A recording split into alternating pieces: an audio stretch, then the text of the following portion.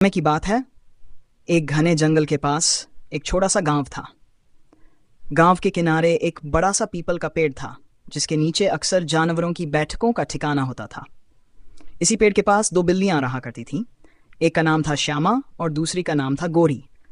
दोनों में गहरी दोस्ती थी, लेकिन जब खाने की बात आती तो दोनों की आंखें बदल जातीं। अक्सर छोटी छोटी चीज़ों को लेकर झगड़ा हो जाया करता था। एक दिन गोरी को गांव के एक घर के बाहर ताजी रोटी का टुकड़ा मिला। उसकी खुशियां आसमान पर थीं। वह टुकड़ा लेकर दौड़ी दौड़ी श्यामा के पास गई और बोली, श्यामा देख, कितना स्वादिष्ट रोटी का टुकड़ा मिला है, आधा आधा बांट लेते हैं। श्यामा भी खुश हो गई, पर जब बारी आई टुकड़ा बांटने की तो दोनों में बहस शुरू हो गई।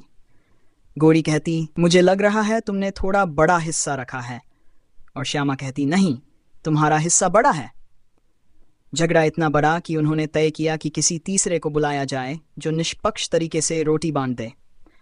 तभी पेड़ की डाली पर बैठा एक चालाक बंदर उनकी बात सुन रहा था। वह तुरंत नीचे आया और बोला, अरे बहनों, तुम दोनों क्यों झगड़ रही हो? मुझे दो ये टुकड़ा, मैं तुम्हारे लिए बराबर बांट दूंगा। बिल्लियां थोड़ी हिचकिचाई, लेकिन फिर दोनों ने टुकड़ा बंदर को दे दिया।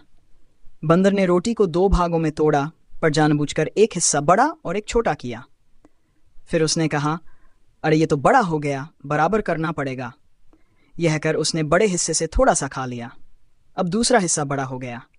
बंदर बोला, अब ये बड़ा हो गया, इसे भी काटना पड़ेगा। ऐसा करते करते वह आधा आधा कर देने के बहाने पूरी रोटी खा गया। बिल्लियां अवाक खड़ी रहीं। उन्हें समझ आ गया कि बंदर ने उनकी मूर्खता का फायदा उठाया और खुद सब खा गया। श्यामा और गोरी की आंखें खुल गई। उन्होंने एक दूसरे की तरफ देखा और कहा, हमने अपनी लालच में एक अजनबी पर भरोसा किया और अपने हिस्से से भी हाथ धो बैठे। अगर हम थोड़ी समझदारी दिखाते तो मिल बांट कर खा सकते थे।